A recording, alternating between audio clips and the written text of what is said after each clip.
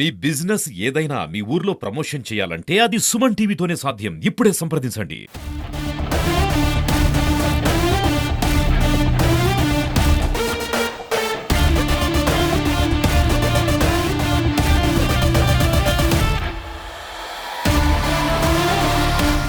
మండల రైతుల ప్రజలకందరికీ పేరు పైన నమస్కారం. నేను గత వారం నుంచి కాసుకొని ఉన్నాను చెనిక్కాయలు ఎప్పుడు వస్తాయి, ఎప్పుడు మనం రైతులు పంచాలని చెప్పి. ఎందుకంటే మొన్న వర్షాలు పడినాయి, దుక్కి ఉంది కదా, దున్నచ్చు. దాన్ని ఉండేదంతా క్లీన్ చేసుకొని చెత్త అంతా తీసేసి ఇక వర్షం పడితేనే గింజలు వేసేచ్చు. కాకపోతే పోయిన సంవత్సరము చాలామంది చెనిక్కాయలు తీసుకున్నారు కానీ పంట వేయలేదు. ఇప్పుడు ఎట్లా ఉందంటే పరిస్థితి, అగ్రికల్చర్ ఆఫీసర్లు మీకు చెనిక్కాయలు ఇచ్చిన తర్వాత లిస్ట్ రాసుకుంటారు. మీరు కానీ పంట వేయకపోతే చెనిక్కాయలు రిటర్న్ ఇవ్వాల్సి వస్తుంది. ఎందుకంటే రైతుకి ఇచ్చేది చెనిక్కాయల సబ్సిడీలో పంట చేసి రైతు రూపాయికి 10 రూపాయలు చేసుకోలేదు. రైతు బాగుండాలని. ఈరోజు సమాజంలో ఎవరికైనా మంచి జరగాలంటే, ఎవరికైనా సబ్సిడీ ఇవ్వాలంటే, ఎవరికైనా ప్రభుత్వాలు ఆదుకోవాలంటే మొట్టమొదట భారతదేశంలో ఉన్న రైతులకి ఆదుకోవాలి. దానికి అర్హులు ఎవరైనా ఉండాలంటే అది రైతులే. ఈరోజు రైతులకు పెద్దపీట వేసి రైతులకు పూర్తి స్థాయిగా ఆదుకొని ఒక మంచి నిర్మాణంగా వాళ్ళకి కావాల్సిన సేద్యానికి అన్ని విధాలుగా ఆదుకొని మనం వాళ్ళకి దగ్గర తీసుకొని వాళ్ళకి సకాలంలో కావాల్సిన విత్తనాలు, యూరియాలు, సబ్సిడీలు అదేవిధంగా సల్ఫర్లు ఏమేమి కావాలో అన్నీ ఇచ్చి వాళ్ళకి కాపాడితే రైతు బాగా ఉంటాడు.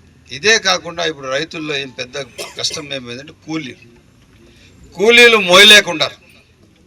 ఒక పంట ఏదైనా పెట్టినారంటే, ఇప్పుడు సపోజ్ చెనిక్కాయలు వేస్తారు, చెనిక్కాయలు విత్తనాలు మలుస్తానే మళ్ళీ దాంట్లో ఉన్న గడ్డి అంతా కలిపి తీస్తారు. ఆ గడ్డి అంతా తీసిన తర్వాత మళ్ళీ దానికి బాగా యూరియా వేసి బాగా కాపాడుకొని వస్తారు. మనం వేసేది చెనిక్కాయల పంట ఏం పంట? దేవుని పంట. ఎవరిపైన ఆధారం? మనం ఆ చెనిక్కాయలకి విత్తనాలు వేసి దేవుడి కురిపించే వర్షం పైన ఆధారం. ఆ విధంగా ఈరోజు మీరు కూడా ఎట్లా ఉండాలంటే చెనిక్కాయలు తీసుకొని వేయాలా.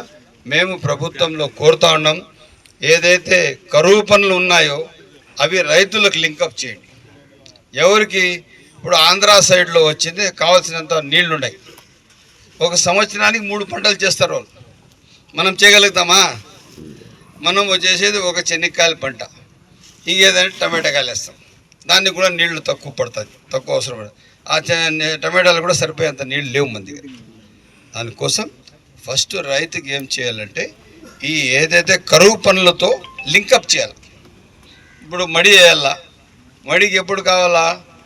వైర్ నాటేటప్పుడు కావాలా, మళ్ళీ కలుపులు తీసేటప్పుడు కావాలా, మళ్ళీ యూరియా చల్లేటప్పుడు కావాలా, మళ్ళీ దాని తర్వాత ఒకేసారి మనము కోసేటప్పుడు ఇవంతా మడి అంతా కోసి ఒక తాన ఇది వేయాల, మళ్ళీ దానికి తూరు పెట్టాలా, మళ్ళీ మూటలు వేయాలా. ఆ విధంగా చేసేంత వరకు కావాల్సిన కూలీలు కల్పించాం. ఆ విధంగా ప్రభుత్వం ఒక ప్రణాళికంగా పనిచేస్తే రైతు బాగుపడతాం. దానికి మేము కూడా ఏమంటున్నామంటే, ఆంధ్ర సైడ్ వాళ్ళకి 3 పంటలు ఉన్నాయి, అది ఒక పక్క. ఈ పక్క రాయలసీమకు మొట్టమొదటిగా స్టార్ట్ చేయండి. కరువు పనులకు వచ్చిందే వీళ్ళు చేసే దేవుని పంటకు సేద్యం చేస్తారే, ఆ పంటకు లింకప్ చేయండి. మేము కూలోళ్ళు లేకుండా రేపు శనగ చెట్లు వేస్తాము, శనగ చెట్లు మళ్ళీ శనగ చెట్లు పీకి ఆడాడి కుప్పేస్తాము, మళ్ళీ ఎత్తి సారు వేస్తాము, మళ్ళీ దాన్ని ఇడిపిస్తాము. ఆ విధంగా పూర్తి స్థాయిగా ఆ సందర్భంలో రైతులు కూలీలు కల్పించేస్తే, కూలీల నుంచి తప్పించుకున్నాడంటే రైతు మళ్ళీ గట్టిగా ఉంటాడు. ఇప్పుడు కూలీకి డబ్బులు ఇలాగ ఏమవుతాడు రైతు?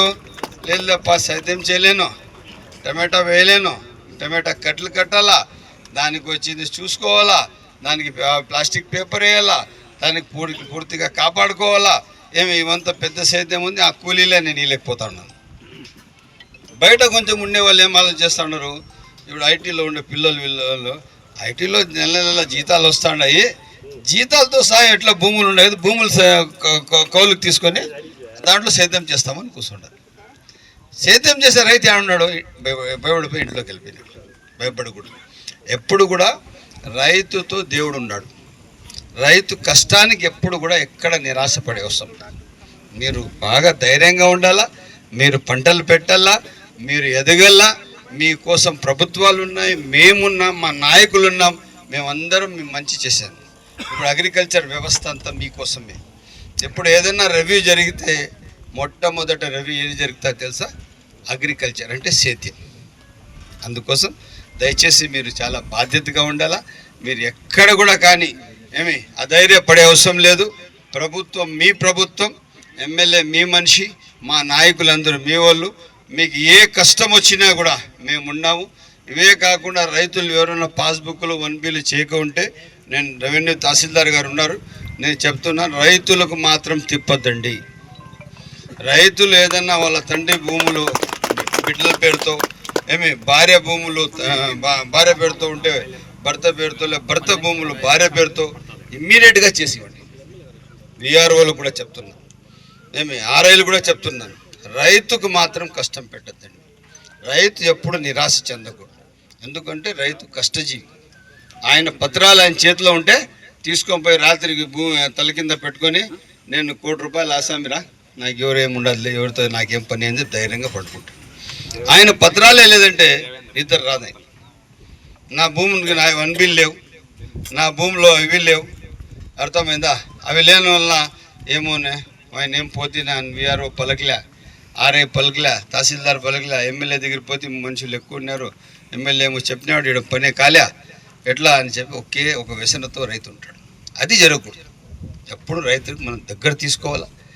మా నాయకులు కూడా చెప్తున్నాను, మీరు మీ పంచాయతీలో చాలా బాధ్యతగా ఉండండి. రైతుకు దగ్గర తీసుకోండి. వాళ్ళకి రావాల్సిన రైతు మీకు మొత్తం మా నాయకులకి అందరికీ తెలుసు, ఎవరు భూమి ఎవరికి వచ్చింది, ఎవరికి ఎట్లా వచ్చింది భూమి, వాళ్ళ పిత్రాజితం కదా, వాళ్ళకి సర్వ హక్కులు ఉన్నాయి. కుటుంబంలో ఏదైనా కలతలు ఉంటే మనం కూర్చోపెట్టి వాళ్ళకి పంచాయతీ చేసి వాళ్ళ భూములు వాళ్ళకి ఇప్పించేసి అందరూ సంతోషంగా ఉండాలి. నేను మీ అందరికీ ఒకటే మనవి చేస్తున్నాను, మీరందరూ బాధ్యతగా ఉండాలా, బాగుండాలి. ఊరికే ఏదన్నా విషయాలతో కొట్లాటలతో ఇవన్నిటితో ఎవరికి మంచి జరగదు. పోలీసు వాళ్ళు తింటారు, లేదంటే లాయర్లు తింటారు. ఇదే జరిగే పని. ఆ పని చేయొద్దండి. దయచేసి మీరు బాధ్యతగా ఉండండి. మీరందరూ బాగుండాలా. ఈరోజు అగ్రికల్చర్ డిపార్ట్మెంట్ ఒక అడుగు ముందుకేసి చెనిక్కాయలు మీకు ఇస్తున్నది. ఇంకా ఎన్ని చెనిక్కాయలు అవసరం పడితే కూడా ఇంకా మూటలు తెప్పిస్తాం. దాదాపు 1100 ఎంత తెప్పించినాం? ఇక్కడ 1160 క్వింటాలు తెప్పించినాం. అర్థమైందా? ఇంకా ఎన్ని కావాలి ఇస్తాం. అందుకోసం ఇప్పుడు మీరు చాలా బాధ్యతగా ఉండాలా. అందరూ పంట వేయాలా. పంట మీకు చెనిక్కాయలు ఇచ్చిన తర్వాత కొంతమంది వేయకుండా పోతున్నారు, అది మంచి పని కాదు. చెనిక్కాయలు తీసుకుంటే మీరు ఖచ్చితంగా పంట వేయాలి. మీరు వేస్తేనే మీకు కష్టాలు సుఖాలు తెలుస్తాయి. అప్పుడు కొంచెం ఇంత బాగా వస్తుంది. మేము ఏమైనా అవసరాలు ఉంటే మాకు మాట్లాడతాం, మేము కూడా ఏం చేయాలో చేస్తాం. ఒకవేళ పంట పోయింది అనుకోండి, మీకు సబ్సిడీ ఇన్సూరెన్స్ వస్తుంది. ఎక్కడ అధైర్యపడే అవసరం లేదు. రైతు కోసం ఈ ప్రభుత్వం ఉంది, రైతు సంక్షేమం కోసం పనిచేస్తామని తెలియజేస్తూ మీరందరూ బాధ్యతగా ఉండి చెనిక్కాయలు తీసుకోవాలని సవినయంగా కోరుతూ సెలవు తీసుకుంటాం. చెనిక్కాయలు అనేది పంపిణీ కార్యక్రమానికి అన్నగారు ఇచ్చేశారు. చెనిక్కాయలు ఇంత ముందు గతంలో అయితే మనకు చాలా షార్టేజ్ వచ్చేవి. ఇప్పుడు చెనిక్కాయల సమస్య అనేది లేదు. అన్ని కాల కాయలు మనకు కావాలంటే రైతు వేసుకోవడానికి అన్ని కాయలు కూడా సఫిషియెంట్గా మన అన్న గారు వాళ్ళకి చెప్పి ఆదేశం ప్రకారం వాళ్ళు సఫిషియెంట్గా పెట్టినారు. రైతు అనేవాడు మనం ఇబ్బంది పడుతున్నాం. అయితే గతంలో రైతుకి అనేది సబ్సిడీ అనేది లేదనమాట. ఇప్పుడు ఈ ప్రభుత్వం వచ్చిన తర్వాత ప్రతి దానికి 50% సబ్సిడీ పెట్టింది. రోటర్స్ కానీ రోటోవేటర్స్ కానీ, తర్వాత ట్రాక్టర్స్ కానీ, మినీ ట్రాక్టర్స్ కానీ, రైతుకి ఏ పనిముట్లు కావాలో ప్రతి ఒక్క పనిముట్టు పైన 50% సబ్సిడీ పెట్టింది. మనం 50% అయితే చెల్లించుకుంటే ఖచ్చితంగా మనకు రైతుకు ఇక రాబోయే రోజుల్లో మనకు ఏమైంది, కూలీల సమస్య ఎక్కువగా ఉంది. కూలీలకు ఎక్కువగా మనం డబ్బులు పెట్టలేకపోతున్నాం. ఆ సమస్యను తీర్చుకోవాలంటే కూడా మనం వేరే విధంగా మనం ప్రయత్నం చేయాలా. అయితే వేరే అంటే ఆటలాంటిగా మనకు రైతు కన్నా మించి కొద్దిగా ఉంటాయి కదా, కాబట్టి అవన్నీ కూడా మనం సమకూర్చుకుంటూ అంటే అది మనకు కష్టతరం కాబట్టి ఫుల్ కాస్ట్ మనకు కట్టలేం. కాబట్టి ఖచ్చితంగా 50% మనం కడితే మనకు అందుబాటులోకి రావడానికి అన్ని విధాలా కూడా మనకు ప్రభుత్వం చంద్రబాబు నాయుడు చర్యలు తీసుకున్నారు కాబట్టి ఇక రాను రైతు కూడా ఖచ్చితంగా ఎందుకు 50% మనకు పనిముట్లు వస్తాయి. ఆ పనిముట్లు మనం తీసుకోవడానికి మనం రైతులు సిద్ధంగా ఉండాలని చెప్పి కోరుకుంటున్నాం. అలాగే మనకు ఒక కొరత ఉందన్నమాట. ఇప్పుడు మనకు రైతుకు రావాల్సిన అమౌంట్ ఇంకా మన అన్నగారు రిలీజ్ చేయలేదు చెప్పి రైతులు సమస్యలో ఉన్నారు. అది కూడా ఖచ్చితంగా ఒక నెల జూన్ నెల లేదా 2 నెలల్లో కూడా అన్నగారు చెప్తారు. అది కూడా ఖచ్చితంగా మీకు రావడానికి సిద్ధంగా ఉంటుంది. అయితే ఎందుకు రావలేదంటే ఒకసారి వేసిన తర్వాత ఖచ్చితంగా కంటిన్యూ చేయాలంటే దాని ప్రాసెస్ వెనకాల ధర ఉంటుంది.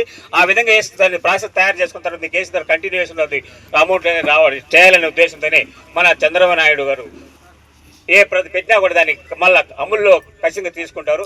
రైతు పక్షపాతి చంద్రబాబు నాయుడు. మనం అన్నాము రైతు పక్షపాతి కాదన్న అన్నారు కదా, ఖచ్చితంగా రైతు పక్షపాతి చంద్రబాబు నాయుడు.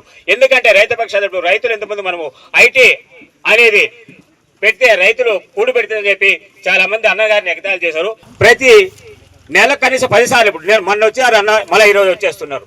అంటే ప్రోగ్రామ్స్ పెట్టమంటున్నారు, ప్రజలకు పంపమంటున్నారు, ప్రజలకు తీసుకున్న సమస్యలు తీసుకోవడానికి నిరంతరం మన ఎమ్మెల్యే గారు పాటుపడుతున్నారు. ఏ రైతు కానీ ఏ ప్రజలు కానీ కష్టపడకూడదు, సమస్యలు ఎక్కడ సమస్యలు పరిష్కారం చేయడం కూడా మన అన్నగారు చాలా ముందున్నారు. కాబట్టి మీరు కూడా ఆ విధంగా వచ్చి అన్నగారితో చెప్పి మీ సమస్యలు పరిష్కారం చేసుకుంటే సత్వర పరిష్కారం చూడు. అందులో ఎమ్మెల్యే గారు కానీ ఎండిఓస్లు కానీ భూముల సమస్యలు రీసర్వేలు జరుగుతున్నాయి. ఇప్పుడు రీసర్వే జరుగుతున్నాయి. ఖచ్చితంగా మీరు సబ్ డివిజన్ చేసుకుంటే రేపు పొద్దున్న మీకు ఇబ్బందులు లేకుండా ఉంటాయి. సబ్ డివిజన్ అయిపోయిన తర్వాత మీది పూర్తిగా మీరు విడగొట్టబడతారు. మీరు జాయింట్లో ఉండే మీ నెంబర్లన్నీ జాయింట్లో ఉన్నాయి. ఆ జాయింట్లో ఉన్న వల్ల మీరు చాలా మీకు 1 బిల్ రావడం లేదు. మీ వచ్చేసి మీ ల్యాండ్ ఎంత ఉంది ఎక్కడుందో మీకు తెలియలేదు. కాబట్టి ఎప్పుడైతే సబ్ డివిజన్ అయిపోతారో మీరు సంబంధం లేకుండా 100 సంవత్సరాలు డివిజన్ చేయబడుతుంది. అప్పుడు ఎప్పుడో సర్వే చేశారు కదా, ఇప్పుడు చేసిన సర్వేకి 100 సంవత్సరాలకు వస్తుంది. కాబట్టి అందరికీ తెలియజేసుకుని జై హింద్, జై చంద్రబాబు నాయుడు.